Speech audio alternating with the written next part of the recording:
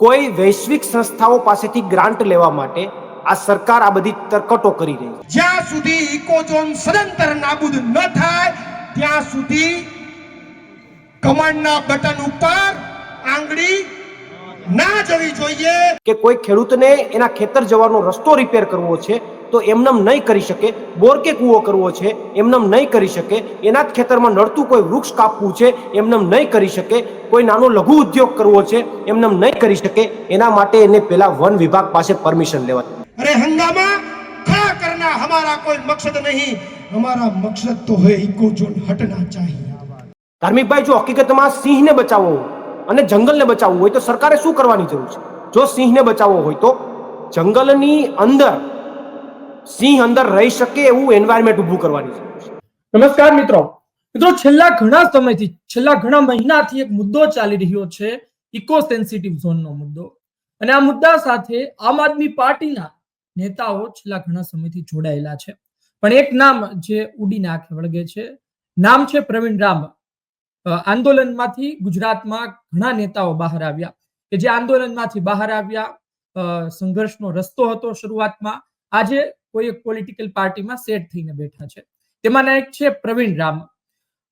તેઓ પણ પહોંચ્યા, તેમના દ્વારા છેલ્લા ઘણા મહિનાથી આ લડત ચલાવવામાં આવી રહી છે। પરંતુ વાત એ છે કે વિસાવદર આમ આદમી પાર્ટી, વિસાવદર વિધાનસભા અને આમ આદમી પાર્ટીના નેતાઓ, આ તમામ લોકો ભેગા થયા હતા, મોટી સંખ્યામાં ખેડૂતો પણ ઉપસ્થિત થયા હતા। તો આ સમગ્ર બાબતે પ્રવીણ રામ સાથે જ વાત કરીએ કે શું ચાલી રહ્યું છે, લડત ક્યાં પહોંચી છે, અને બીજા ઘણા સવાલો છે વિસાવદરને લઈને પણ, તે પણ તેમની પાસેથી જાણીશું। પ્રવીણભાઈ, અવાજ આવી રહ્યો છે? હાજી, આવી રહ્યો છે ધાર્મિકભાઈ। પ્રવીણભાઈ, આપનું સ્વાગત છે ગુજરાત તકમાં। હાજી, આપનું પણ સ્વાગત છે ને આપે આ મુદ્દો ઇકોઝોનનો તમે વારંવાર ઉઠાવતા રહ્યો છો ને આજે પણ ઉઠાવવાનો જે આપે પ્રયત્ન કર્યો છે બદલ આપનો અને ગુજરાત તકનો ખૂબ ખૂબ આભાર। પ્રવીણભાઈ, છેલ્લા ઘણા મહિનાથી આ મુદ્દો ચાલી રહ્યો છે। ગઈકાલે પણ આને લઈને ખેડૂત સંમેલનનું આયોજન કરવામાં આવ્યું। આપનો એક વિડીયો વાયરલ થઈ રહ્યો છે, આપે કહ્યું કે હંગામા ખડા કરના મકસદ નહીં હે મેરી કોશિશ है सूरत बदलनी चाहिए। શું લાગે છે, સુરત બદલાશે, પરિણામ આવશે?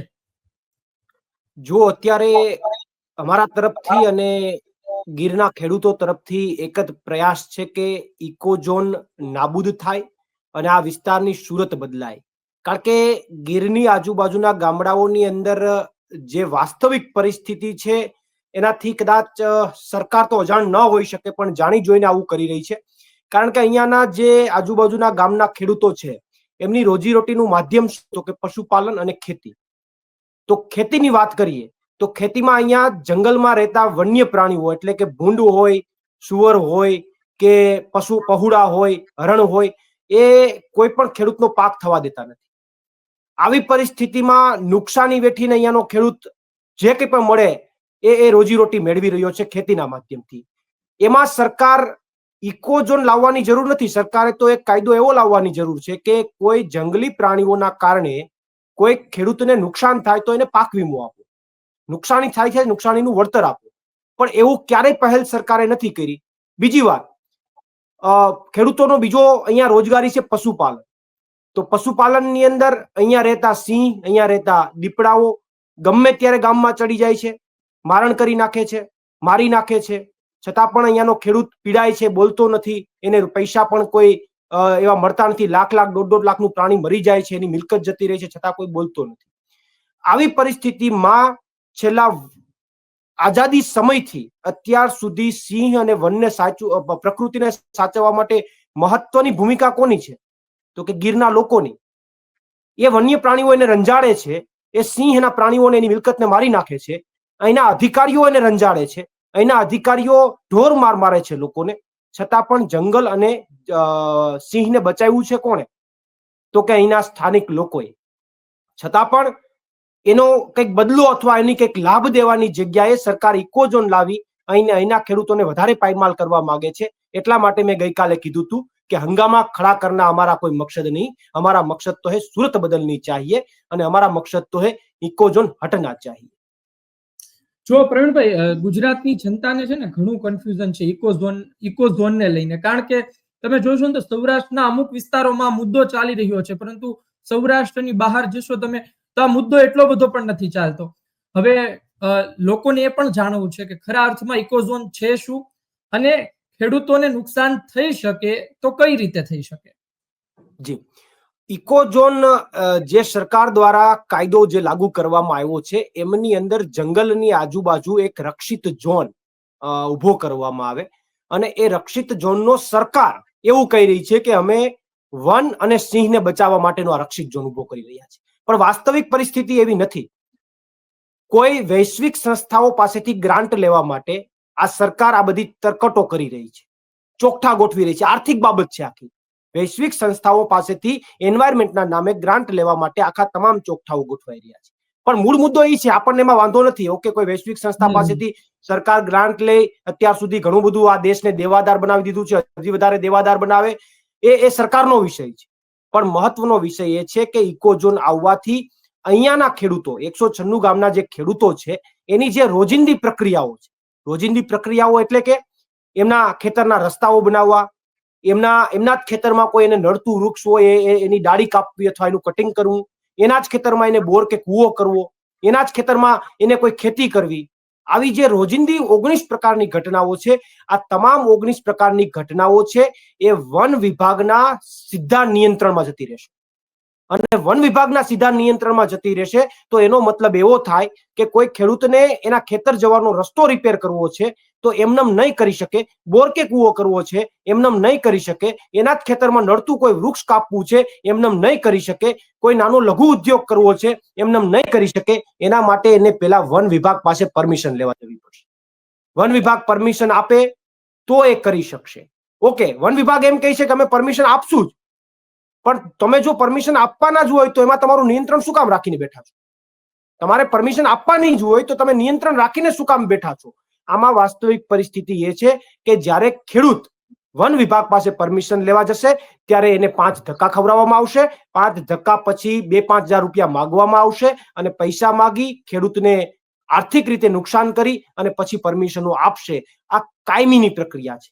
ખેડૂત જ્યાં સુધી આ વિસ્તારમાં જીવશે ત્યાં સુધી આવનારી તમામ પેઢીઓએ ભોગવવું પડશે. એટલા માટે ઇકોઝોનનો વિરોધ છે. ઇકોઝોનનો વિરોધ અહીંયાના ખેડૂતોનો કે અમારો એટલા માટે નથી. જો જંગલને બચાવવું હોય, ધાર્મિકભાઈ, જો હકીકતમાં સિંહને બચાવવો હોય અને જંગલને બચાવવું હોય તો સરકારે શું કરવાની જરૂર છે? જો સિંહને બચાવવો હોય તો જંગલની અંદર સિંહ અંદર રહી શકે એવું એન્વાયરમેન્ટ ઊભું કરવાની જરૂર છે. સરકારની પોલિસીના કારણે ઘણા સમયથી જંગલ નીચેથી સાફ જ નથી થયું. જ્યાં સુધી જંગલ સાફ ન થાય ત્યાં સુધી ત્યાં સિંહ એનો શિકાર ન ગોતી શકે, એનો ખોરાક એમને ન મળે, અને ખોરાક ન મળે એટલા માટે આજે 48 થી 50% સિંહો જંગલની બહાર નીકળી ગયા છે. તો સિંહને બચાવવા હોય તો સરકારે શું કરવું પડે?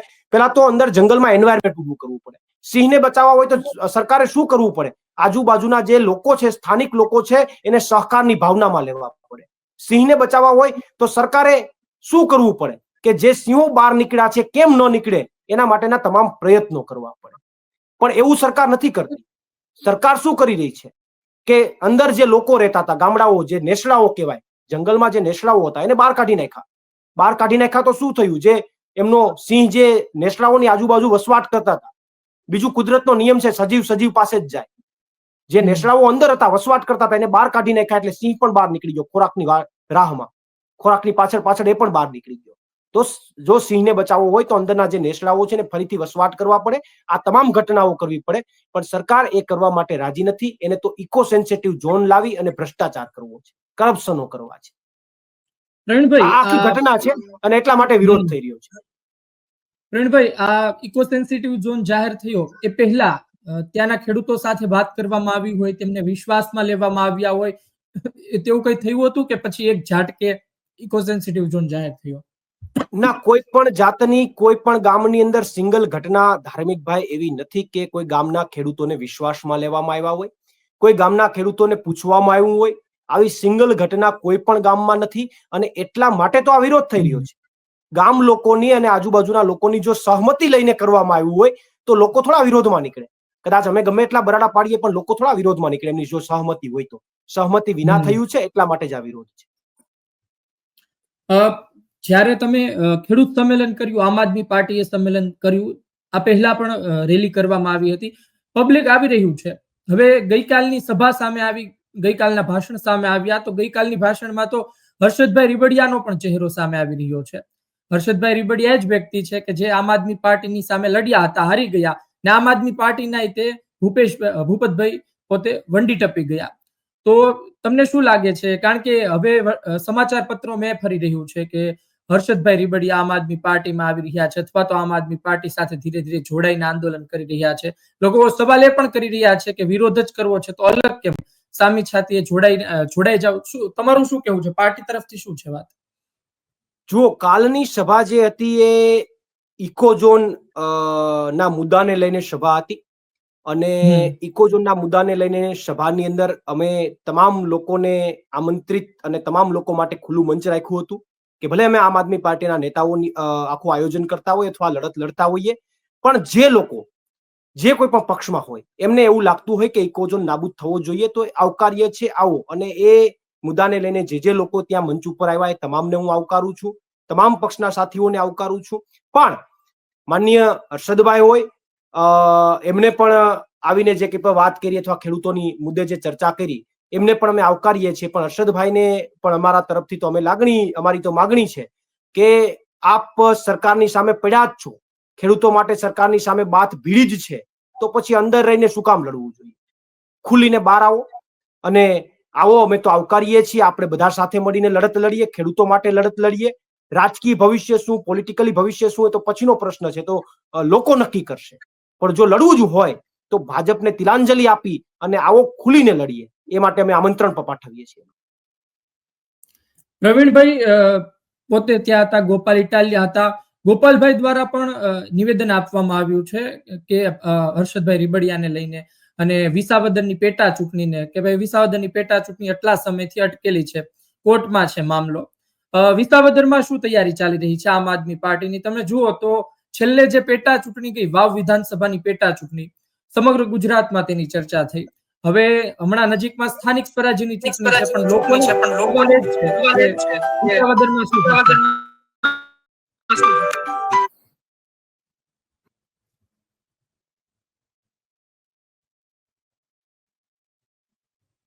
જી અવાજ આવી રહ્યો છે મારો? હાજી, આવી રહ્યો છે, આવી રહ્યો છે. હા, હું સવાલ સંભળાયો કે હું ફરી વખત સવાલ કરી દઉં? ના, ફરી વખત રિપીટ કરજો.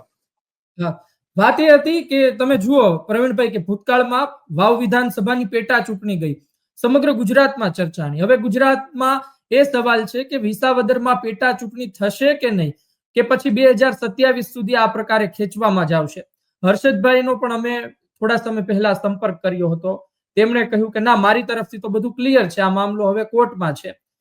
તો વિસાવદરમાં છેલ્લા ઘણા મહિનાથી પણ જોઈએ છે કે આમ આદમી પાર્ટી સતત મહેનત કરી રહી છે. એ પછી વિસાવદર નગરપાલિકાની વાત હોય, ગોપાલભાઈ ઇટાલિયા પોતે ત્યાં સતત ધક્કા ખાઈ રહ્યા છે, કામ કરી રહ્યા છે. શું તૈયારી ચાલી રહી છે વિસાવદરમાં? જુઓ, પોલિટિકલી પાર્ટીના બેઝ ઉપર પાર્ટીનું કામ કરતી જ હોય છે, દરેક જગ્યાએ કરતી હોય છે. એ વિસાવદર હોય કે અન્ય તમામ વિધાનસભાઓ અથવા અન્ય નગરપાલિકાઓની અંદર પાર્ટીના ભાગે જે કામગીરી આવતી હોય પાર્ટી કરતી જ હોય છે. અને અત્યારે વધારામાં જે ઇકોઝોનની લડત જે છે એ ગીરની સરાઉન્ડિંગ તમામ વિસ્તારોમાં લડત ચાલુ છે. પણ વાત છે વિસાવદર વિધાનસભાની અને પેટા ચૂંટણીની, તો સરકાર શું કામ ડરે છે? પેટા ચૂંટણી લાવવામાં સરકારને ડર શું કામ છે? લોકસભા વખતે પણ પેટા ચૂંટણી ન લાવ્યા. લોકસભામાં તો આપને એટલો બધો કોન્ફિડન્સ હોય છે કે ભાઈ લોકસભામાં કોઈ પણ વિધાનસભા આવે તો અમે નીકળી જઈએ. આપને એવું હોય છે કે નરેન્દ્ર મોદીના નામે અમને મત મળી જાય. તો શું કામ વિસાવદરની વિધાનસભા? શું આ ભાજપની સરકારમાં એ લોકો જીતતા હોય અને એ લોકોને જીતનો એના સર્વે આવતા હોય તો શું આ લોકો ચૂંટણી રોકીને રાખે? શું હર્ષદભાઈ રીબડિયા ભાજપના કહેવાથી અથવા ભાજપ કહે તો શું રીટ પાછી ન ખેંચે? 110% ખેંચે. પક્ષનો જ મામલો છે, ભાજપનો જ મામલો છે. ભાજપ સારાને શાંત પાડે છે. તો શા માટે લોકસભા વખતે પણ આ પેટા ચૂંટણીમાં લાવવામાં ન આવી? શા માટે અત્યારે પણ પેટા ચૂંટણી લાવવામાં નથી આવતી? એનું કારણ છે કે બીજેપીને સૌથી મોટો ડર છે કે વિસાવદર જો વિધાનસભા આવે તો ત્યાં અમે જીતતા નથી, એનો સર્વે નથી આવતો. બાકી લોકસભા વખતે આ બીજેપીને એવો પણ સર્વે આવેલો છે કે જો અહીંયા પેટા ચૂંટણી થાય તો એની અસર લોકસભામાં થતી હતી. આ લોકો દર વખતે એવી હવામાં હોય છે કે લોકસભાની ચૂંટણી આવે એટલે ગમે એવી પેટા ચૂંટણી જીતી જઈએ, નરેન્દ્ર મોદીના નામે મત મળે એટલે અમે ગમે એવી પેટા ચૂંટણી જીતી જઈએ. તો શું કામ ન લાવ્યા વિસાવદર? સૌથી મોટો પ્રશ્ન છે. તમને કોન્ફિડન્સ એટલો બધો હતો, શું કામ ન લાવ્યા? કારણ કે તમને ડર હતો કે વિસાવદર વિધાનસભા આવશે તો ત્યાં સીધી અસર લોકસભા ઉપર થશે. અને હજુ પણ નથી લાવતા એનું માત્ર ને માત્ર કારણ છે કે એમને કોન્ફિડન્સ નથી કે અમે વિસાવદરની વિધાનસભા જીતી શકીએ. અને હજુ પણ કહું છું કે જ્યારે લાવવી હોય ત્યારે ચૂંટણી, લોકશાહીની અંદર ચૂંટણીને રોકીને ક્યાંક ને ક્યાંક તમે લોકોના અધિકારોનું હનન કરવાનું કામ કરી રહ્યા છો. પણ જ્યારે ચૂંટણી લાવો ત્યારે વિસાવદરની જનતા ભાજપને સ્વીકારવાની નથી અને સ્વીકારવાની નથી. એનું કારણ છે ત્યાંના લોકો બીજેપી થી વિરોધમાં તો છે, સાથે સાથે ત્યાંના 25 ગામડાઓ ઇકો ઝોનમાં આવે છે, 25 થી 28 ગામડાઓ. તો ઇકો ઝોનમાં આવતો એક પણ ગામ ભાજપને મત નથી આપવાનો, કારણ કે મત આપશે તો ત્યાંના કિસાનોને અને ખેડૂતોને ખબર છે કે ઇકો ઝોન કરી જશે. એટલે રાજકીય લડાઈ પણ હવે આ વિસ્તારમાં શરૂ થઈ છે. ઇકો ઝોન નાબૂદ ન થાય ત્યાં સુધી અમારા તમામ કાર્યકર્તાઓ ઘર ઘર સુધી જશે અને ભાજપના કમળના બટન ઉપર આંગળી ન જાય એ માટે તમામ લોકોને, ઇવન ભાજપના કાર્યકર્તાઓને પણ સમજાવવામાં આવશે. કારણ કે ભાજપના કોઈ કાર્યકર્તાની અહીંયા 20 વીઘા જમીન છે, એના અત્યારે માની લો કે 25 લાખ હોય અને ઇકો ઝોન આવવાથી 5 લાખ થઈ જશે તો એ ભાજપ વાળાને આપી નહીં જાય. એટલે એ તો એ પણ સમજે છે. એટલે જો આ ભાજપની સરકાર ઇકો ઝોન નાબૂદ નહીં કરે તો આવનારા સમયની અંદર રાજકીય રીતે પણ, તાલુકા પંચાયત હોય કે જિલ્લા પંચાયત હોય કે ધારાસભા હોય, રાજકીય રીતે પણ આ લોકોને નાબૂદ કરીને અમે ચોક્કસથી બતાવીશું. મારે છેલ્લા એક બે સવાલ પૂછવા છે પ્રવીણભાઈ. તમે જુઓ કે સૌરાષ્ટ્રમાં આમ આદમી પાર્ટીની સ્થિતિ મજબૂત છે. દક્ષિણમાં ચૈત્રભાઈ વસાવા તમારી કમાન સંભાળી રહ્યા છે. સૌરાષ્ટ્રમાં કોંગ્રેસ કરતા વધુ ધારાસભ્ય તમારી પાસે છે. આખા સૌરાષ્ટ્રમાં કોંગ્રેસ પાસે ફક્ત એક જ ધારાસભ્ય રહ્યા છે, વિમલ ચુડાસમા. તમારી પાસે ઉમેશભાઈ છે, હેમંતભાઈ ખવા છે, સુધીરભાઈ વાઘાણી છે, આ સહિતના તમારી પાસે ધારાસભ્ય છે. વાત એ છે કે સૌરાષ્ટ્રમાં આમ આદમી પાર્ટી મજબૂત થઈ રહી છે. તમને શું લાગે છે સ્થાનિક સ્વરાજ્યની ચૂંટણીમાં તમે જે 2022માં વાવ્યું તેનો ફાયદો થશે? સ્થાનિક સ્વરાજ્યની ચૂંટણીમાં ચોક્કસથી આમ આદમી પાર્ટીને જનતા સ્વીકારશે. કારણ કે આમ આદમી પાર્ટી, મને પોતાને ગૌરવ છે કે ચૂંટણી લડ્યા પછી મોટા ભાગની પાર્ટીઓ જ્યારે ત્રીજા પક્ષ તરીકે આવતી હોય અને એ ચૂંટણી લડ્યા પછી જે કંઈ પણ થોડા ઘણા જે કંઈ પરિણામો આવે, પરિણામો પછી બધા ઘરે બેસી જતા હોય છે. પરંતુ ગુજરાતમાં તમે પણ જોયું છે કે 2017ની ગઈ વિધાનસભાની ચૂંટણી લડ્યા પછી અમને જે લોકોએ જે મતાધિકાર મળ્યો, સૌરાષ્ટ્રમાં સારો મતાધિકાર મળ્યો, દક્ષિણમાં સારો મળ્યો અને અન્ય વિભાગોમાં પણ જે કંઈ પણ મતાધિકાર મળ્યો, આમ આદમી પાર્ટીના તમામ કાર્યકર્તાઓ સતત ગ્રાઉન્ડ ઉપર છે. જેટલી સંખ્યામાં ભેગા થઈ શકે એટલી સંખ્યામાં ભેગા થઈને પણ પોતાનો અવાજ બનવાનો પ્રયત્ન કરી રહ્યા છે.